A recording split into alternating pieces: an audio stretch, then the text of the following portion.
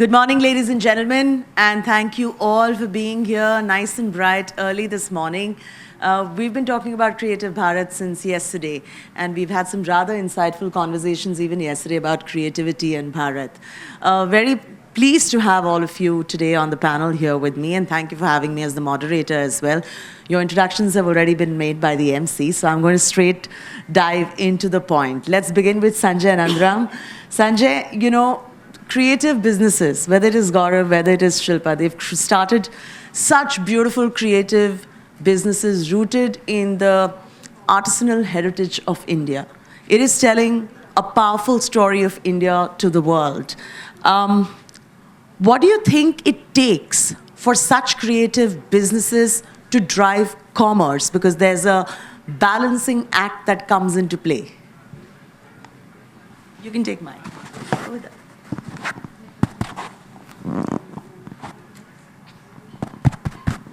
It's on, it's on. Hello. Yeah, can you all hear me? Yes. Yeah, it's wonderful. Thank you very much. And it's wonderful to be here with all the fellow panelists. Balancing commerce with culture, it appears to be an oxymoron. That is, culture and entrepreneurship, culture and business, culture and commerce don't appear to be sitting well together in all our lexicon over very many decades. We've always thought of culture as something to be protected, preserved from the bad world of commerce, to be sort of kept far away from the money-making side of things, which is, the real reason why we are struggling today to create economic value out of our cultural assets. And there is a single biggest asset that we have as a country, it's our cultural heritage. And monetizing it such that the next generation finds it economically viable to continue, preserving heritage skills, generates jobs, creates wealth, and ultimately generates brand India, brand Bharat, right? And that's the ultimate reason. And therefore, while one is creating commerce, it is important that we also work with the artisans, the craftspeople, and others to ensure that it doesn't immediately become or doesn't become part of an industrial manufacturing line, but continues to be handmade, continues to have the intrinsic heritage skills, and all of those wonderful things that have kept that art and craft alive, right? And it is a delicate balance, but the good news is that as more and more people get into the commerce end of the house with the right mindsets, attitudes, values, code of conduct, and things of that kind, it is but natural that the arts and crafts will continue to prosper rather than just be left in as a museum piece in some corner of some city. It is so well said. He said that when it comes to business and when it comes to culture, often it is an oxymoron, is what Sanjay ended up saying. Would you agree to that particular statement? Because, Gaurav, we've seen you scale, we've seen you raise funds, we've seen you do so much with Jaipur Watch Company over the past 1 decade that it's now become a sort of a pride of the nation for the rest of the world because you've expanded your footprint internationally and shown the world that business can be done while yet preserving creativity and the artisanal heritage and culture of India. Sanjay ji, I slightly disagree with this thing that, these are oxymorons. Because, when you look at the global stage, you'll see the storytelling around the products, especially when you talk about a category like watches. So the natural comparison is with a country like Switzerland. So what is their storytelling? Their storytelling is about, the history of Switzerland, the art of fine watchmaking, number of hand Just hours. one quick interruption. I didn't say it's an oxymoron. It seemed to be an oxymoron that needs to be rectified. Yeah. Okay. So, I believe that Indian storytelling is far more stronger than, any other country. Our history has lived and documented history is available since many generations. And I think it's time we put it to, in front of the world. The world should know about our history, our story, our art, our culture. And I think the best way is to, continue supporting the artisans who have been doing the business since generations, pay them well, and create world-class products out of India. Very well said. And, yesterday we had another session where we were talking about how creativity cannot exist without capital. Shilpa, I've been a big fan of your brand. As a woman, I've worn so much of Jaipur, and I know you've stepped down now from the business, but you are the founder, and you'll always remain the founder. What is the kind of conviction that you went in to start Jaipur and make it commercially even viable to the behemoth that it has become today? Thank you, Chaiti, for always taking a conversation to one of my dearest babies. Jaipur was not an outcome of like a eureka moment that happened. It came from a very deep sense of conviction that came from over a decade of being customer facing, working in the craft sector, and the deep realization that we were actually sitting on what I may call an ocean of underserved cultural equity. And, we lived in a world, and even more so today, we lived in a world that had had enough of the same muchness, the sameness, and was looking for stories which were rooted in provenance and, human touch and, handcrafted product. The opportunity really to be able to contemporize a traditional story behind craft forms, behind textiles, and to put, I think, artisans up on a stage where the world would sit up and take notice was just very much in our face. I mean, short answer to the question is Jaipur is an outcome of dreams and aspirations I had for Fab India. And to be able to go online with a representation of the finest craftsmanship from India that would serve audiences all over the world was really what it was, meant to be. So Jaipur is one example, it's one of your babies, but Shilpa, I want to ask you the other question only in terms of what are the kind of impediments any new startup founder who wants to get into this space end up facing today, and what is the policy level changes that you would like to see so that many more like you come up with many more businesses like yours? Startup founders' journey is ridden with complexities and roadblocks, right? I mean, if you have an idea which is authentic and which has wings to fly but needs patient capital, that's the biggest, solve. I mean, you can't dream big with your hands tied behind your back. And I believe that, it's not just about, the money that we can raise, but also the color of money, which is really about the intent behind the money that is being invested to back an idea, a concept. The pressures of commerce can push startup founders to dilute the story even before they tell it properly, right? I mean, authenticity has a series of non-negotiables. It's not a good word. It's not a mood board word. And, there's enough and more people out there, enough and more founders out there who talk about authenticity, who talk about provenance, who talk about scale, but not willing to put in the effort and the rigor that goes into really, giving it the credibility that it will command. So I think it's really about rigor. It's about sticking to your guns about what it is that you started out to build and not diluting your proposition, not abusing, craft for what it was. Because there it becomes a question of integrity. Yeah. Right? We don't want to compromise on integrity. We don't want to misrepresent authenticity, for something we know will fly, something that will bring in quick money. So there's always it's a tightrope walk. Absolutely. Yeah, yeah. And picking cue from there, Sanjay, I'd like to come to you in asking you, are there any structural gaps that you see today, whether it is when it comes to intellectual property? We know enough talent lies in this country. There is capital also in this country, but it needs to be funneled to these right spaces. So what are the structural gaps and how can one overcome them at the policy level? Right. There are structural gaps, of course, all over the place. But, let's look at what makes a cultural enterprise Right. worthy of being called one and successful. Yeah. If you look at the different models that exist around the world and even within India, the single most successful business or sector of this country has been the IT sector, Yeah. right?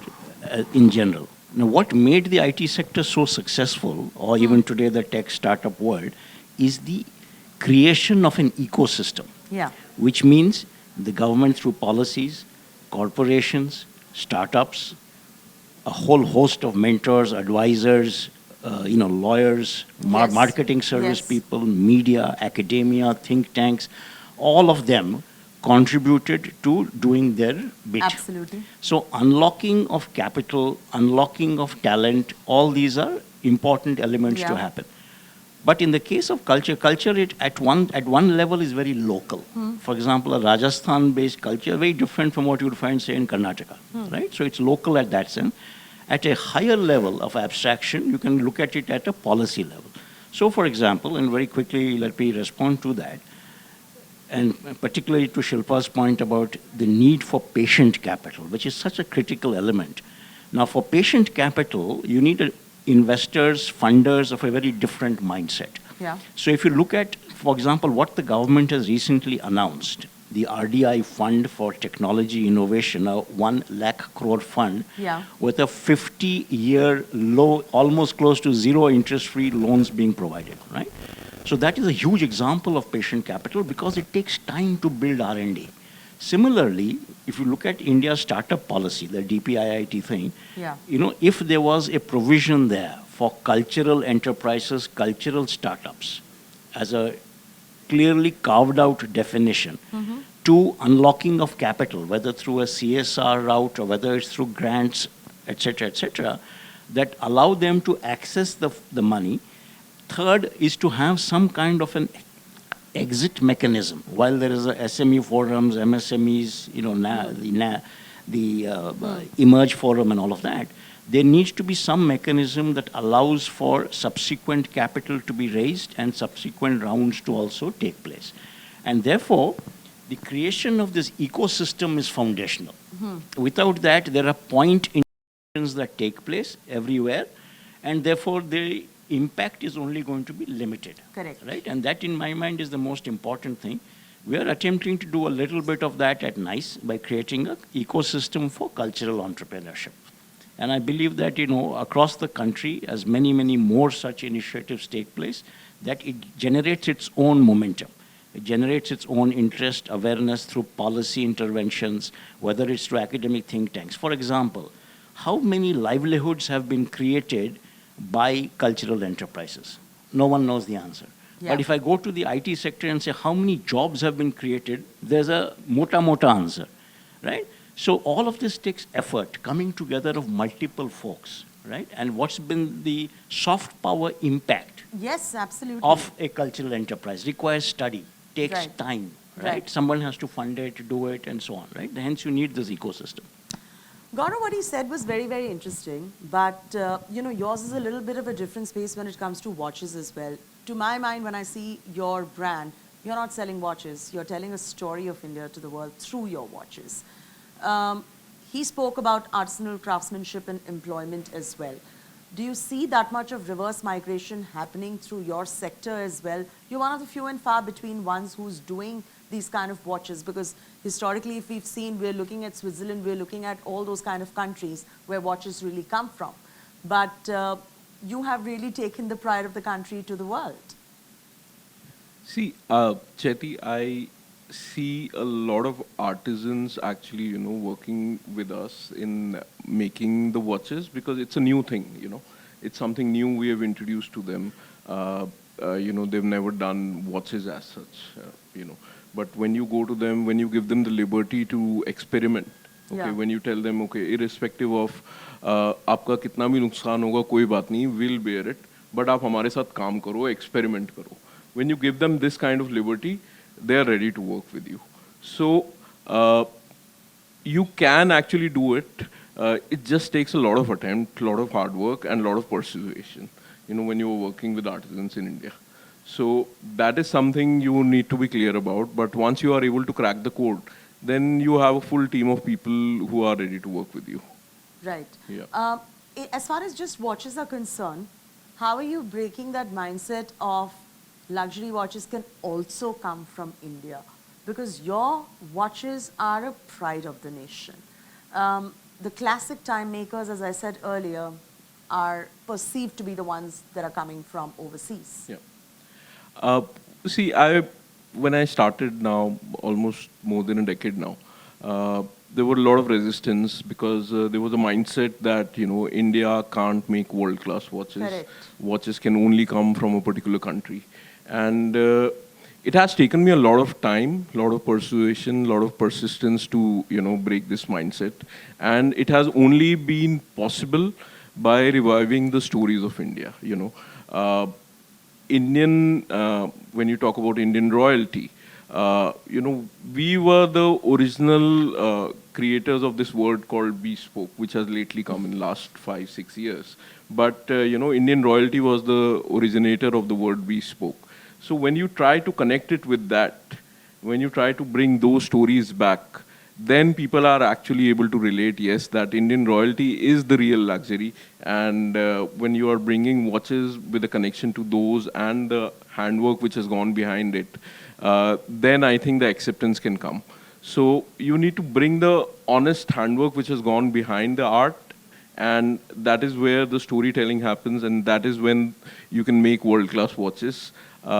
Talking about especially my category, the material composition is very important, not just the face of the watch. So you have to use internationally comparable materials.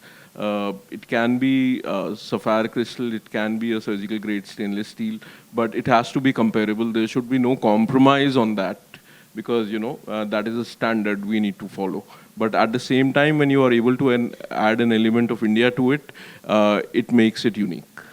And Shilpa, whether it is Gaurav's watches, whether it is fabrics, whether it is clothes, whether it is the artisans and the weavers who know their craft from generations immemorial, of course, businesses like these are preserving all of that, and it's commendable that you are. The question really is, when it comes to quote-unquote global standards of luxury, where do we stand vis-a-vis the rest of the world? I think as a country, as people, we are comparable to the West in the world. It's really about perception, it's about a reputation that tends to color people's judgment of what the finest is. I mean, I can think of so many businesses, so many brands across sectors in the country which hold their own internationally, right? I mean, some of the biggest fashion houses around the world are producing in India, because India has the capability, the skill set, and the ability to produce quality which is commensurate with some of the finest craftsmanship around the world. Dior, I mean, yeah, all of them. 70% of their Yeah, all of categories are them. here. Then we have, our own design fraternity, whether it's Rahul Mishra and, how he flies with Paris and Milan fashion weeks, or Pero, Anita Arora, who is with her own whimsical approach to fashion, is today working with Japan and the US and so on and so forth. There's, of course, Jaipur Watch Company. There is Jaipur Rugs. Two organizations that come to my mind when I think about organizations that work in the creative space, in the cultural economy, who've been able to demonstrate impact at scale are really the Industry Foundation and Rangsutra, both of which, under the aegis of the work that they've continued to do for IKEA, has really been able to create sustainable, financially viable, tenable livelihoods for thousands of women pan-India, right? And the standards that some of these businesses uphold are really on par with the best. So I'm glad you mentioned Rahul Mishra, because there was this one showcase of his, I remember, where he actually got the weavers and the artisans out there on the runway just to show how the reverse migration is taking place and how he's employing, and the real stars of behind the brand are the weavers and artisans. That was a very powerful and compelling story that was told to the rest of the world.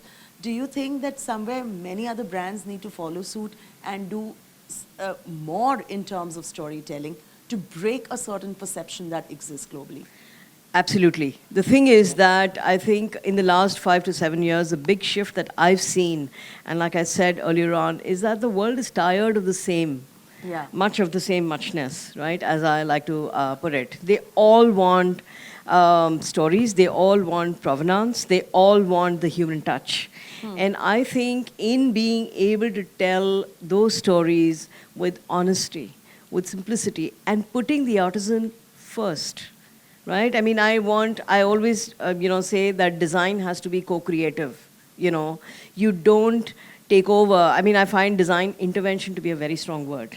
Yeah. And intervention is not necessarily in the best interest of the craft and the craft form and the people behind the craft. But the minute you give it a co-creation slant, it means that the artisan holds his or her own as much. That is important. Honest storytelling means no representation, misrepresentation, right? You do not masquerade machine-made as handmade. Yeah. I mean, there are all of these things which are required to give credibility to the story. And I have to go back to Jaipur. One of the biggest things that we managed to build very quickly with the work we did was trust. Yeah. Trust of customers, trust of makers, knowing that we're here because we have a story to tell. We are not trying to sell souvenirs. We are selling objects of desire, which don't make people say, oh, this is expensive. Because of the way in which you tell your story, because of the way you put the artisan in front of it, you're telling people, the customer is saying, oh, this is invaluable, I better get hold of a piece now. So there's more and more of that happening. I mean, I'm just curating talks in Goa, the Serendipity Arts Festival, and the women in India have taken on the alcoholic beverages space and rubbing shoulders with the best in the world. Yeah, I mean, yeah, Lalita absolutely. Sarkar has Oh just my won God. an award for the limoncello that is made in Goa, competing with the best brands in Europe. Absolutely. And I also want to ask Sanjay one question, very well said, as Shilpa spoke about the preservation of authenticity.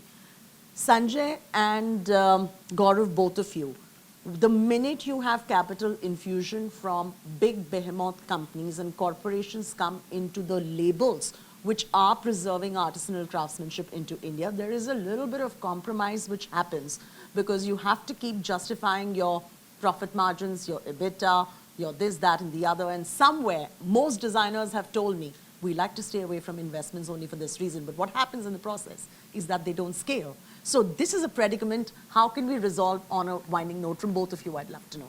Yeah, so two quick points. One is, and Shilpa spoke about this eloquently, about the provenance aspect. There's something called a provenance paradox, which means that if I take the same product and I say made in France versus made in India, automatically it gets a premium, right? And that's a very important idea to keep in mind. So as India grows, automatically a lot of these will also get addressed. Coming to this issue about brands and so on, if you look at the big, let's say the French behemoths, LVMH. LVMH owns God knows how many brands. All of these have come through acquisitions. Yeah. What they have done is they've retained the essence of each of those by giving them the operating freedoms. Okay? And therefore, the kind of entity that you would want to be part of, which means that meeting of minds, a convergence on the values, all of that has to happen prior to you becoming a part of a larger entity, because they bring in capital, they bring in other resources that as a younger, smaller designer, I may not have access to. Having said that, it is very critical to also understand that unless there is continuous economic value being created, the downstream impact on the artisans and craftspeople is only going to suffer if there is no economic value, right? So there is a reason for you to be successful. So preservation is one element, promotion and prosperity is the other No, part. I've understood, but I just want to get a quick word in from Gaurav on this. Gaurav, India is a country where artisans, in fact, end up quitting what they are doing just because they're getting $10 extra from another industry. And that becomes a big thing for them in villages today. Our designers are employing them. Our creative houses are employing them. But the minute you have corporate funding coming in and the pressure grows of the revenue, there is some sort of a squeeze that we end up seeing, some sort of a proliferation of the real authenticity that goes away somewhere. How do we overcome this predicament? Or do we have to just go and get funding from the people who are in the right frame of mind? Does that even ever happen? See, there's good capital, bad capital. Best example of the good capital. Okay, so good capital is something which lets the founder have his own freedom. Okay, build the company how he or her wanted to build, and continue doing that. There is bad capital, which is money, but which is only money and which pushes you to the wall. That bring the EBITDA, bring the profits, bring the turnover, burn whatever. Okay, but we want you to scale. So the founder is the one eventually, who has to make a choice, who has to decide between the good capital and the bad capital. It is no one else. So you have to choose the right partners, can be good acquisitions, can be good capital, doesn't have to be CSR money or anything. It's not charity, it's business at the end of the day. Absolutely. So, it has to be good capital. Find people with the right mindset, find people from similar industry, find people who hold the same vision what you have, and then build up the company. Yeah. On a winding note, Shilpa, would you like to say something? Are we out of time or do we have time? My face is a big giveaway. I was dying to say something. Yeah, please. I mean, I think, every business needs to have a pragmatic approach if it has to be built to last. And one of the things that I feel that we don't do enough of really is to find a way to find a path which can actually allow for the story, the provenance to coexist along with what we call business pragmatism, right? I mean, I see a lot of lazy approaches to business. Very easy to scale, just start to mass produce, start to cut corners in a way that you compromise on the integrity of the product. There's enough and more of that happens. But I mean, we've had enough and more instances of knowing that you can actually do both. Absolutely. Carefully, surely, without compromising on what you first set out to build, and keeping investor interests at heart. So I guess we take the I mean, it's a longer better and conversation. the good Yeah. examples as the prototypes for Creative Bharat to progress. Thank you all for being such a wonderful audience. And thank you, panelists. We're absolutely out of time, but what a pleasure talking to you. Thank you. Thank you.